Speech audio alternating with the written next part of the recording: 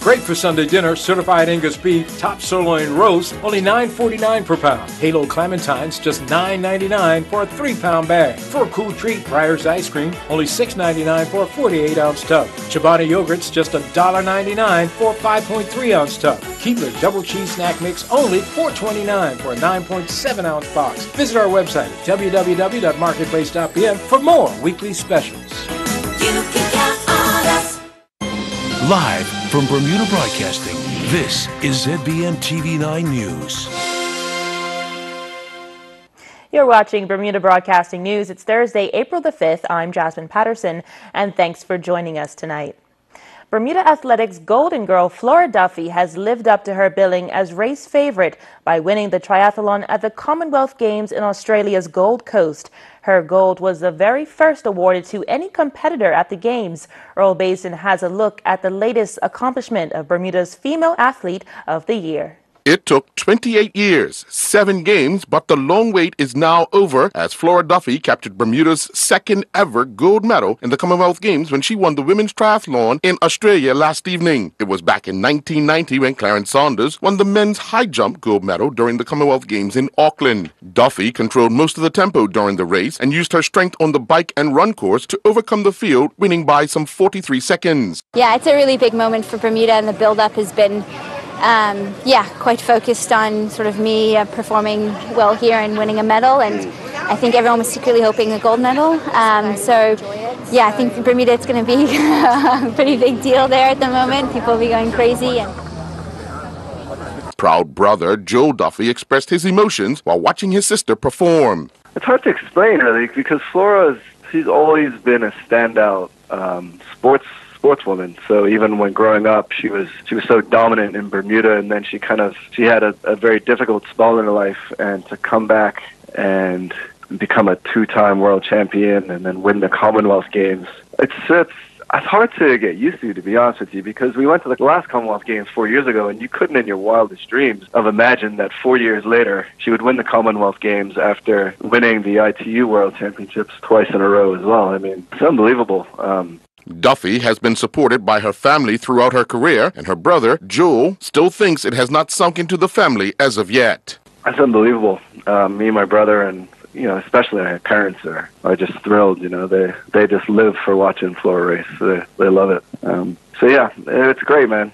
It's hard to put into words, and after each achievement she comes across, you think, oh, I couldn't get more proud, and then she goes and wins the Commonwealth Games, and what's next? Who knows what's next with her? I'm Earl Basin with Bermuda Broadcasting News.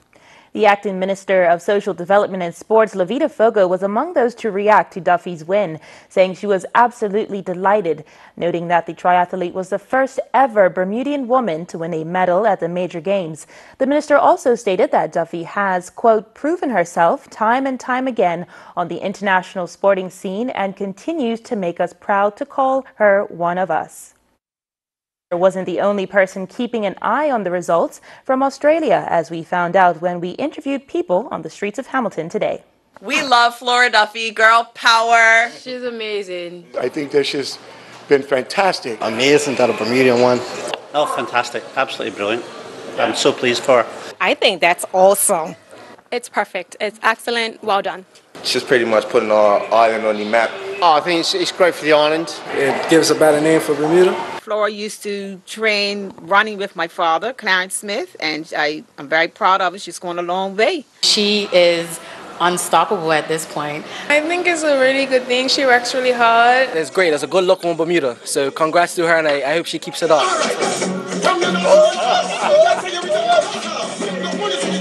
Congratulations. I'm a little tired from that one just now. I think that it's well deserved, and I'm glad that she brought him a gold for Bermuda. I think that we should all come together somehow, some way, and celebrate her achievement. I think she's a very strong lady. I think she's setting up the man. Flora, you should be proud of yourself, and I know that all Bermudians will be out for the triathlon that's coming up to support you. Congratulations. Love it. Keep it up. Keep up the good work. I congratulate her 1,000% and I support her 1,000,000%. Well done, Flora Duffy. Bring it home, baby. Congratulations to Flora Duffy. Very proud of you, as I'm sure the whole island is, so keep it going. You deserve it. You're just fantastic. A role model. Congratulations. Congratulations to her. Congratulations. Go, girl. Keep pushing on, and Bermuda's got your back all the way. And another congratulations to Flora Duffy. We'll have more for you after this short break, including a police appeal for information after an armed robbery in Hamilton and all the business headlines of the day. Stay with us. Price Rite is your one-stop shop with something for everyone. Household goods for kitchen, bedroom, and bathroom. Aisles of bulk groceries at value prices. A complete selection of fresh meat and produce. And an extensive range of frozen items to cover every meal. Wines from around the world and beer and liquor at discount prices. Visit Price Rite at our 2 locations in Pembroke and Warren. There's always something new and always something for everyone.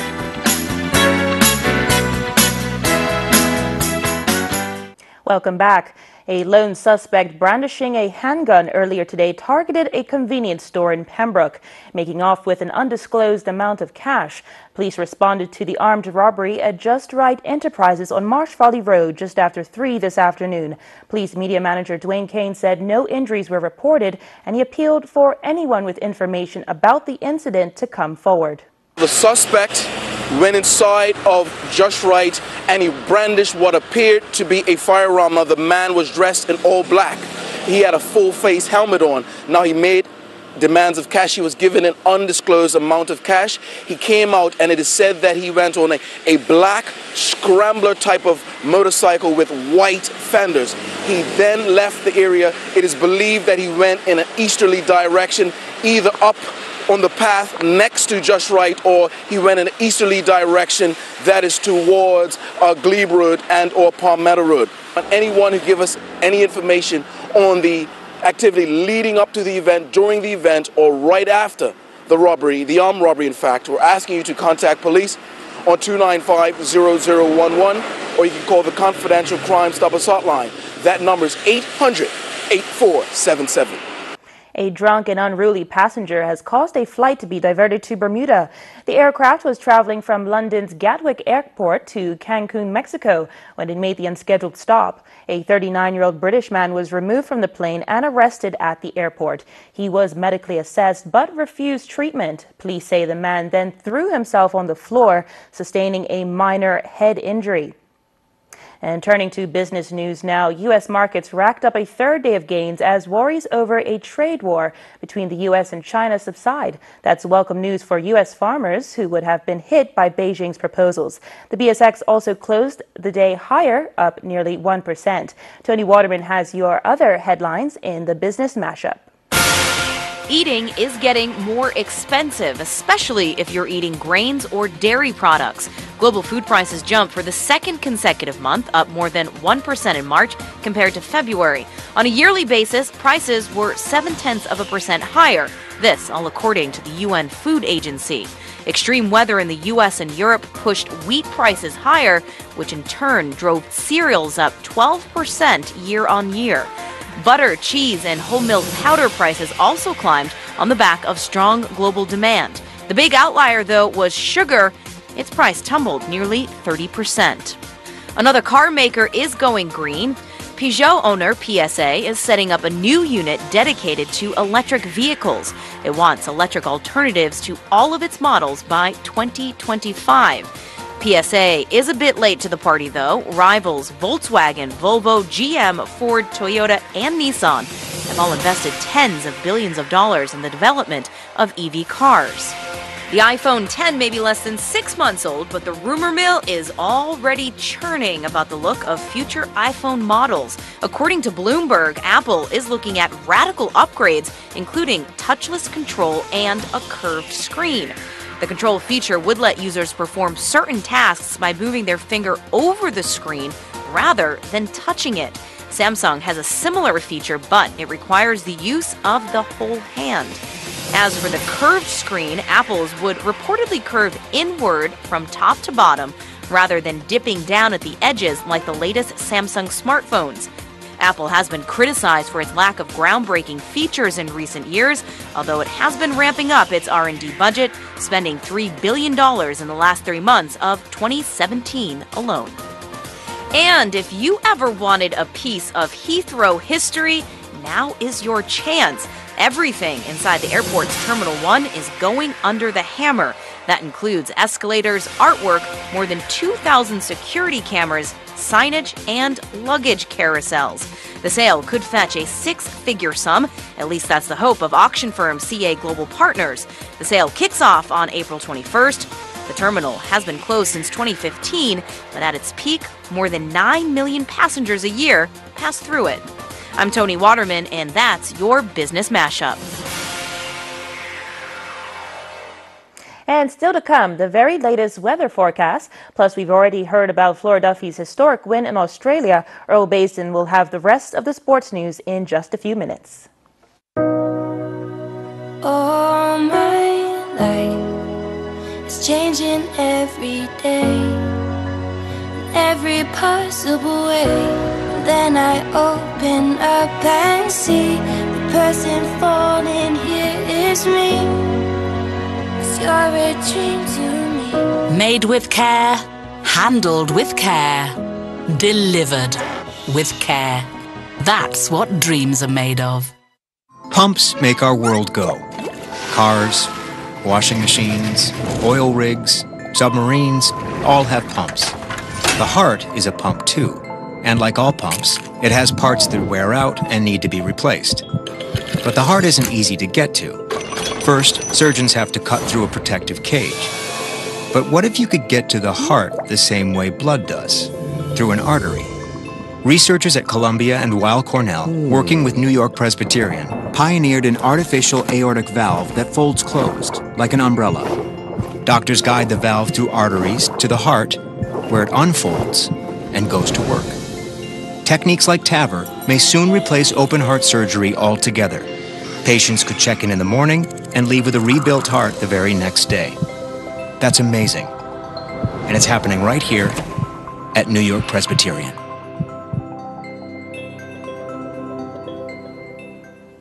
Even as the weekend nears, the rain came down today. So can we expect a damp few days ahead, or will the sunshine return? Here's our AccuWeather forecast. AccuWeather is presented by BF&M Insurance Group. We now go to AccuWeather headquarters.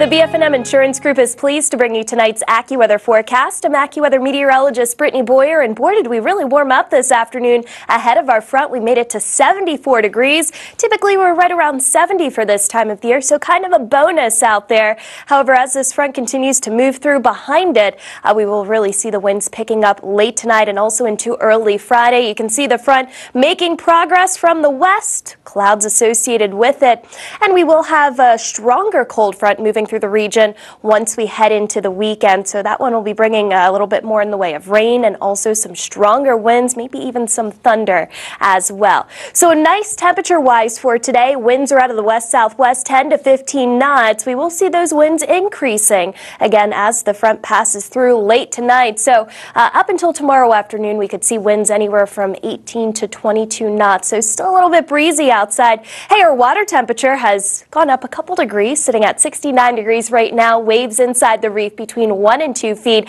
and it is a bit choppy out there. Waves outside of the reef between 3 and 6 feet, and that's going to be increasing as we head into tonight. So some choppy conditions. Watch for those waves to increase up to, say, 5 to even 8 feet. Now, as we continue throughout the rest of this Thursday, temperatures falling to 62 degrees. A passing shower this evening. Otherwise, some patchy clouds out there for tonight, and those breezy conditions as well. Marine alerts. Well, we do have a small craft warning in place that continues through tonight, and it also continues into early Friday. Likely going to be expiring by Friday afternoon as the winds will start to slacken off just a bit. Your tidal times right over here. High tide 1 coming in at 1:08 a.m. on Friday, and then high tide 2 coming around lunchtime, 1:26 tomorrow afternoon. So we have the cold front that's moving through now. Really not a big deal. It is kicking up the winds and making for some rough conditions out on the water.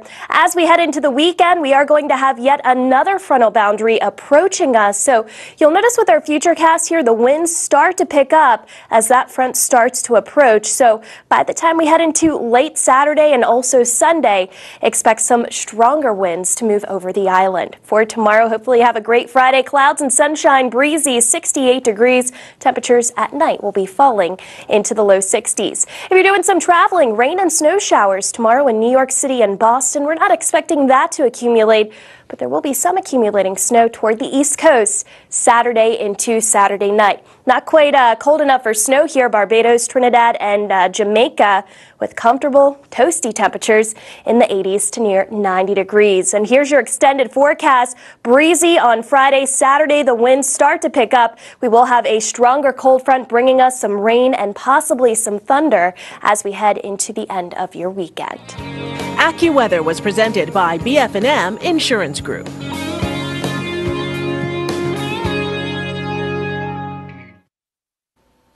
The government has allocated $1 million in an attempt to provide jobs to 101 unemployed people. The new initiative will see laborers being paid to clear 2 sites before construction gets underway at the St. Regis Hotel and the old police building in Hamilton. They'll also be involved in the move to the recently purchased IAS building. Public Works Minister Colonel David Birch says the jobs are meant to provide temporary relief to those without an income. Not a gimmick, but real employment for people right now, albeit initially temporary. The aims of the program are twofold: to provide a means of income in exchange for services for those individuals who find themselves unemployed that will allow them to sustain themselves in the short term rather than the alternative, which is financial assistance. No prior skills are necessary, as most of the work will involve minor construction work, bulk waste removal, furniture moving, and other tasks managed under the hustle truck. 20 workers are set to begin on Monday at the former Club Med site in St. George, as it's government's responsibility to clear the debris before construction can commence. We do have a commitment to offer up a clean site in St. George's, so it's been on my list for a while. We do not have the resources in-house to be able to do that, and so we would have to look at another means of being able to meet that commitment. The same is the case for the Allenhurst building, which I toured maybe in month 1 of being in this assignment, and we have not been able to advance it. There are a number of other projects that we would like to advance as well. Due to deterioration in the building, the project will be overseen by contractors. And although structurally sound, the plan is to remove old carpets, fallen ceiling tiles, and to board up broken windows. Workers will receive full protective gear, and we asked if there were any concerns of asbestos. There are no concerns about asbestos insofar as St. George's Another is area concerned, targeted is the Allenhurst building, or the old police building on Parliament Street. But part of the reason for some of the health and safety protections that were taken in the case of Allenhurst is based on what we're aware of already, which is not asbestos. We're aware of some mold issues and some pigeon dung. While clearing the St. Regis Hotel development site has provided jobs for locals, the minister warns that the illegal dumping that has caused the pileup will no longer be tolerated. Sadly, irresponsible residents have been using the site as a regular dumping ground for all manner of things, including beds, appliances, furniture, and household garbage. And each worker will be paid $525 per week. For more information, call the hustle truck. Well, the National Security Minister, Wayne Keynes, has offered his sympathies to the friends and family of Justice Ephraim Georges, who died last month. Justice Georges was from Dominica, but served as a magistrate in Bermuda from 1984 to 1988, and for 3 months in 1987, he was an acting Supreme Court justice. His career spanned several decades.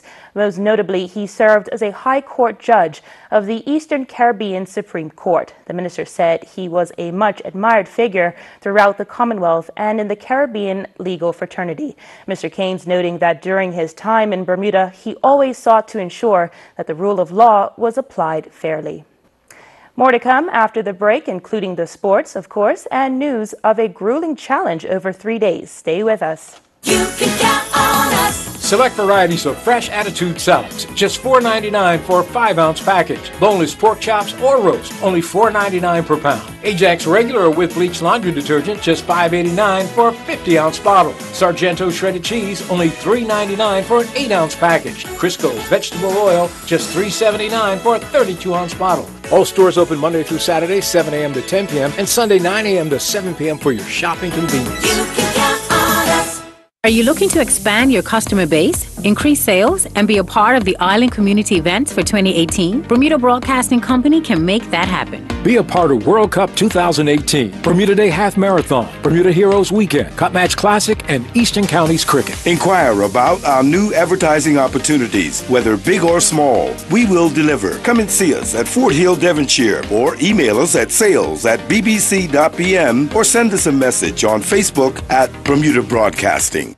And here's Earl Basin with the latest in sports. Women's Commonwealth triathlete favorite Flora Duffy lived up to her pre-race billing to claim the first gold medal of the Gold Coast 2018 Commonwealth Games in Australia. The world number one finished in a time of 56.50, with England's Jessica Lermont claiming the silver medal 43 seconds behind. Canada's Joanna Brown took the bronze medal a further 5 seconds back. Bermuda's other competitor in the women's field, Erica Hawley, was clocked at 1:03.14, finishing 16th. Duffy was second out of the water in a time of 9:10. She would then clock the fastest bike time of 29:37 before closing out with a run time of 16:56, which was the third fastest time for the women. Hawley was clocked in a swim time of 10:04 before clocking a bike time of 33:03. She would then close out with a run time of 19 minutes flat. In the men's event, Tyler Butterfield finished 18th, clocking a time of 55:51, with Tyler Smith clocking a time of 56:41 to finish 21st. Butterfield clocked 9:32 on the swim. He would then clock 28:55 on the bike before closing out with a time of 16:13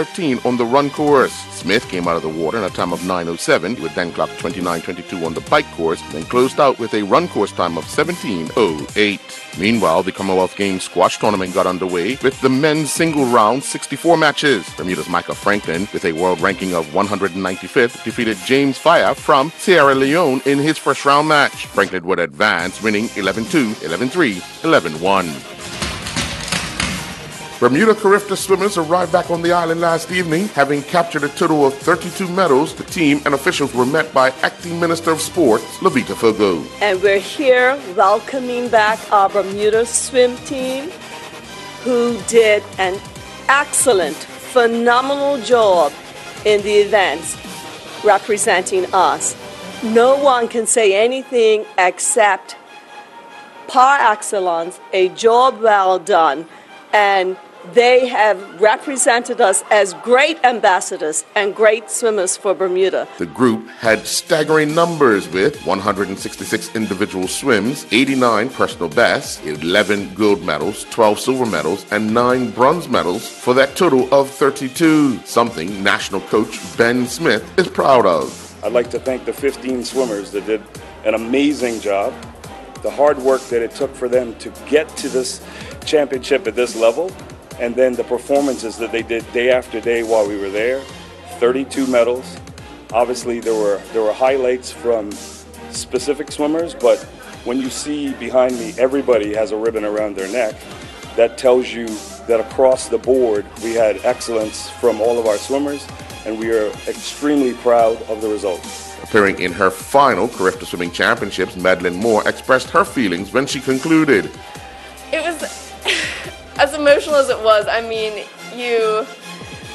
I don't know, you kind of just, it's happy because you've come from 11, 12 age group to 15, 17, and I mean, it's just, I don't know. It's as sad as it is, I mean, it's happy as well.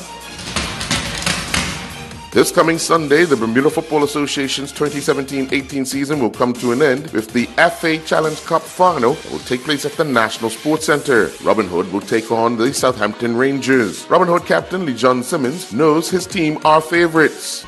I feel it's an advantage for us, but we can't sleep on Rangers. They had an unlucky season. They're still undefeated, so you know what I mean. We know what they're coming with.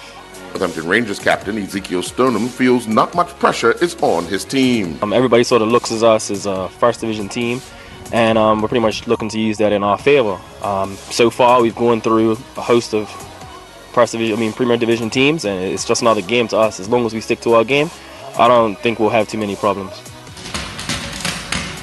The Southampton Rangers and St. George's Cricket Club look like the big winners in the Bermuda Cricket Board's 2018 transfers. The Southampton Rangers has seen 8 players make their way west, with players such as current Premier Division MVP Dion Stovall, Malachi Jones, Shannon Rayner all returning to the club, while Trey Manders and Charles Trott are the other household names to join the Southampton Rangers. The St. George's Cricket Club has seen 4 players enter their fold, with former captain Arunde Bascom returning, while cut match opener Treadwell Gibbons and Tamiko Wilson both heading east, leaving Cleveland.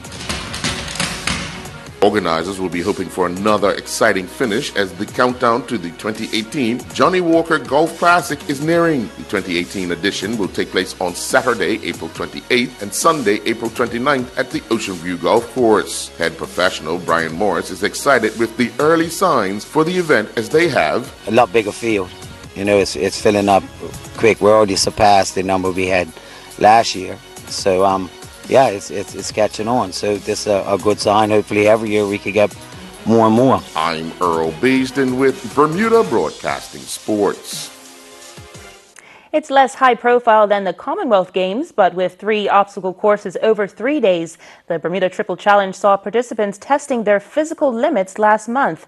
Many competitors raised money for a charity, and this week saw 6 organizations receiving over $31,000 from event organizers. 391 people braved the elements to compete for the infamous Bermuda Triple Challenge title.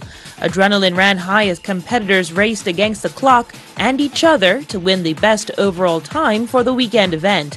While it's described as a fun way to test your endurance, fitness, strength, and stamina, the benefits extend beyond the race course. 2 of Alchemy Junior teammates spoke to us about their first place win in their age group. I found that probably the swimming on Sunday, because it was very cold and there was a strong current, so it just took a lot of perseverance to get through. Was it what you expected? Not exactly. I was expecting more of like something fun, but it was a lot more challenging than I thought it would be. I had fun with it. It was just the challenge of it. Would you do it again? Yeah, definitely. The exercise also proved useful for the newest recruits of the Bermuda Fire and Rescue Service. I'd say the second day was the hardest, especially all along the South Shore beaches. But we pushed each other to the limit, and we're now like 2 months into the course, and we've learned more about each other. Like, it was a great team building experience, to be honest. We had to work together, our communication, things that relay over to what we're doing on the course. So it helped us to do some team building. We also did the charity donation. Teams had to get sponsored for the event, with 100% of the funds raised going to local charities. Organizers split the $3,800 raised between 6 of them: the Reading Clinic, SCARS, BFIS, the Duke of Edinburgh Award, the Learning Disabilities Association, and WinReach. These winners, presented with their prizes today, were the quickest over the whole 3 days. But how did the Triple Challenge get its start? Well, it actually all started with our friend Aideen Rattery-Price. It was originally called the Island Challenge, which was at Warwick Camp and went all through the beaches and everything. And it was a charity event. And Jason and I got involved in it and sort of added a little bit more of the challenges to that event. And Aideen decided to hand it over to us, and so we developed it into the Bermuda Triple Challenge, which is now 3 events over 3 days. And when you do the second lap on the second day, it's 13 miles in total for the weekend and over 100 obstacles. The race has even proven to be growing in popularity outside of Bermuda, with 83 people flying in specifically for the event, an increase of 25% on previous years. Pulling from the charity arm to health and fitness to creating a international buzz and have people fly in to do the event and put heads in beds. And even now we've involved the Bermuda Regiment, so it's a bit of a training exercise for them from a logistics point of view. So it's trying to touch as many pieces of the community as possible. How many people came to Bermuda, especially for the Triple Challenge? It was 83 people from overseas this year. And And is that increased over the years? It's increased quite a bit over the years. I'd say to the tune of 25%. Organizers are gearing up for an even bigger and better event next March. So that'll be a chance for even more Bermudians to test the limits of their fitness, but one that also serves some of the best causes on the island. And that's our news program for tonight. See you tomorrow. Jasmine Patterson's wardrobe and makeup is provided by Gibbons Company.